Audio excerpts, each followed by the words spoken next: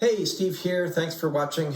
You might recall in the first video we talked about the changing recommendations for masks and how there's a simple, non-sinister explanation for it. We also found out that the virus that we have now travels on those tiny little droplets, right? The ones that lurk in corners and lunge out at you when you walk by. And I know they don't lunge, but I'm going to keep saying that because I like the idea and I don't care what you think. As soon as we found out that the virus travels on those tiny little droplets, people started pointing out online that these masks that we're supposed to wear, these masks that are supposed to protect us, have tiny little holes in them that are bigger than those tiny droplets. And so how can they protect us? And on the surface of it, it kind of makes sense, right?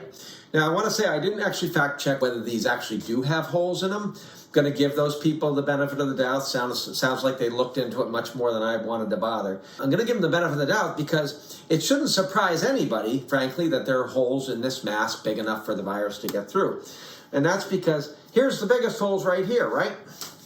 I am 90% sure that that is bigger than a coronavirus. And you know what? It got in just fine. Shouldn't surprise anybody that these masks have holes big enough for the coronavirus droplets to pass through. What it might surprise some people is that it doesn't matter.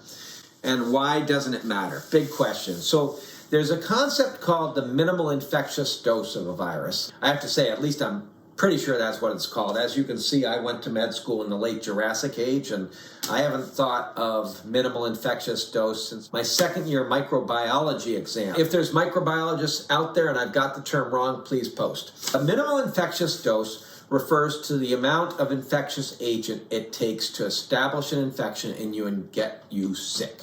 You see, our bodies are super well designed to fight off anything that's trying to get at us, whether it's viruses, bacteria, fungi, annoying relatives. Actually, I kind of wish our bodies were adapted for that, but they're not. Everything else, it's adapted very well to fight that stuff off. The end result of that is it doesn't just take a few viruses or a few bacteria. It takes hundreds of thousands to really get us sick. These masks do not have to keep out every virus. They just have to keep out some of them. When you look at it that way, you know, it kind of is common sense, intuitive, to think that if you got something in front of your nose and mouth, it's probably going to keep out some virus, right? Here's a multi-layered cloth mask that a friend of mine made for me early in the pandemic. Works pretty well. It's even got the little pinchy thing on it. And this also works pretty well like the surgical mask. Here's an N95 mask. These are the best of the bunch. These are the ones we wear actually in the ER when we go to see a coronavirus patient. Howdy there, cowpoke.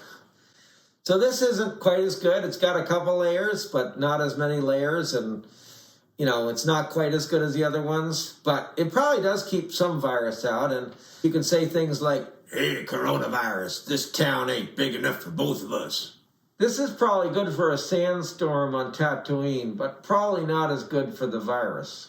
Contrary to the official recommendation, this actually works in keeping the virus out with one slight modification.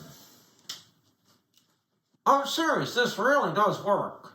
I've seen it worn this way too, and this will prevent any virus from entering your body through your chin. You gotta keep your sense of humor these days. Public health people want you to use some of those better ones than others, but it is intuitive and common sense to think that if you got something covering your nose and your mouth, it's going to keep some of the virus out. The question is, does it keep enough out? And that's a question for studies. And in the next video, I'm going to talk about one of the early studies about whether and how well masks work. So hope you liked it. Stay tuned. Thanks. Bye.